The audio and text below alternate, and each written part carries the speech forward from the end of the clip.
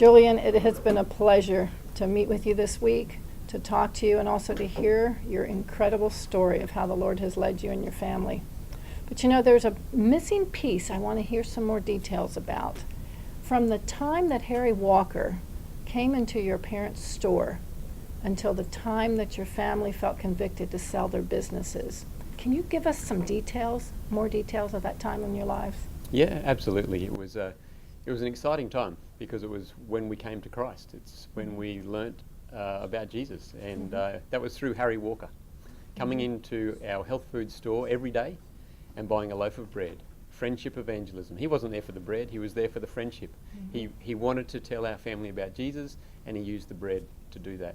And he invited us along to a number of different programs at his church, and we went quite reluctantly at times, but we met some beautiful people.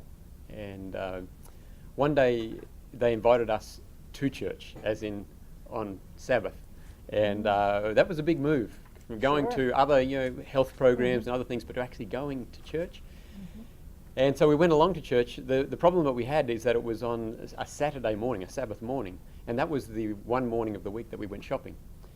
And so we all went into town, we did all of our shopping, and we came back to the church, but our vehicle didn't have doors that locked, and so we had to carry all of our groceries into the church on Sabbath morning. The only boxes that we had were beer boxes because, well, that's how we were living at the time. Right. Dad was smoking. We were quite different. We were hippies, and so we looked very different. We probably smelt very different. And so we would walk into church carrying all of our beer boxes full of groceries on Sabbath morning and put them in there. And I just want to share all that with you because the people in that church never said anything about any of those things that we were doing that looking back on, we were like, ew, that was a bit strange, but they said nothing. They just loved us. Beautiful. And we learnt to love their Jesus and to love them. And we were in business at the time with the health food store. We then moved into a fruit and nut tree nursery. And that nursery had 214 different varieties of fruit and nut trees. So it was a massive range from all over the world. But Mum and Dad just wanted to tell people about Jesus. And so they said, well, we want to tell people about Jesus the same way that we were told about Jesus, and that was through a town program where you would come along and learn about Egypt and the Dead Sea Scrolls and those sorts of things. So Dad went over to Egypt, took some photos, came back, and started what we would call self-supporting evangelism, where we went from town to town, and every Sunday night we would take a program about history or archaeology or Christ, whatever it was, to lead people to Jesus, and did that in all the different towns around where we lived. But then it came to a time where they said, well, we want to go into this full time. So they said, we're going to sell this small fruit and nut tree nursery that we have, but we know that the money from the sale won't last forever. So Lord, in the future, how are we going to fund this evangelism? And being new Christians and just reading in the Bible what the Bible said, they just grabbed the catalogue with the 214 varieties of fruit and nut trees. They got down on their knees and they said, Lord, which one of these 214 do you want us to keep for the future? Which one has a future? What an act of faith. Yeah, absolutely. And they just prayed. And is it apples? And they thought about it and they thought, no, not apples.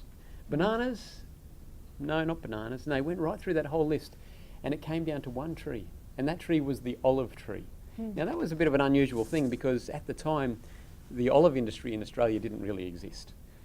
But that was it. They sold everything, they kept the olive trees, and they moved from town to town, and whenever they went into a town and to live and run a program, they would plant the olive trees in the ground, and when they moved to the next town they would dig the olive trees up and move on to the next place and plant them again, and that's how it went. And they finally decided to start a business, an olive tree nursery, and without them knowing it, they were right at the beginning of the Australian olive industry boom. And that nursery, that olive tree specialist nursery, became the largest olive tree nursery in the world within 4 years. They didn't know it, but God knew it. God knew it, that's right. He Yes. looked ahead. And then from there, they went into olive leaf extract, a herbal medicine, in another company. And then we ended up with a number of different companies in the olive industry.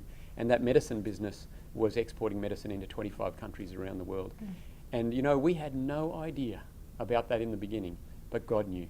Yes. And when they were faithfully down on their knees saying, Lord, we need your guidance, he gave it, as he promises to all of us. What an inspiring story. Thank you so much for sharing those details. Very welcome, God Bonita. bless. Thank you.